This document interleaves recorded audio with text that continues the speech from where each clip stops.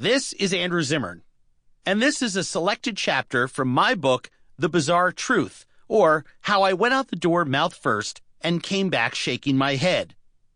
Experiencing food and sharing culture is what a traveler's life is all about, and exchanging our stories makes the world a more useful place.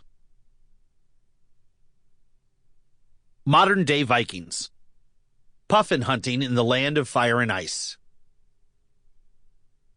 Iceland looks and feels like no other place on Earth. As our plane touched down just outside Reykjavik, I was almost convinced we'd landed on the moon. Not surprising, given that NASA astronauts trained in Iceland prior to the first moon landing.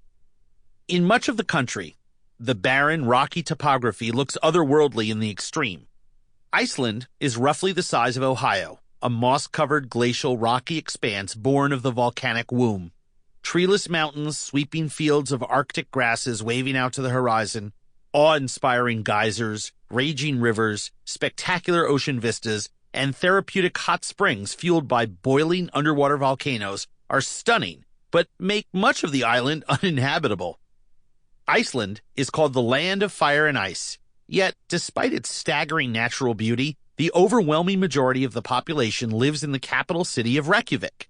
Everyone else is a farmer, or works in either the thermal energy business, booming, or the greenhouse gardening industry, emerging. The country is changing and growing all the time. Literally. In 1963, a volcanic explosion just off the southern coast of Iceland created an island 1 square mile in size. This landmass, named Surtsey after Iceland's mythological god of fire, grew to official landmass status in only 3.5 years. I was fortunate enough to travel to Surtsey by boat one day. It's a phenomenal thing to see, an island that is as big as it is, that is as new as it is, and freakishly, almost exactly as old as I am. I knew the food in Iceland would be wonderful.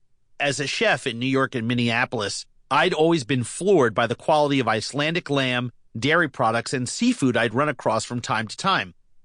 Icelandic animals drink the cleanest water on Earth, eat the freshest grass, and breathe the purest air.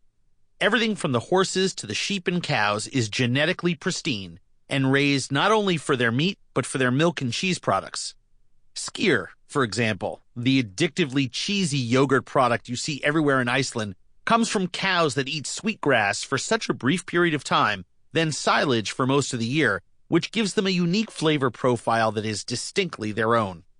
Sweet and white, devoid of the yellowed and grassy notes that conventionally raised cow's milk contains for much of the milking year. I spent much of my time. Sample complete. Ready to continue?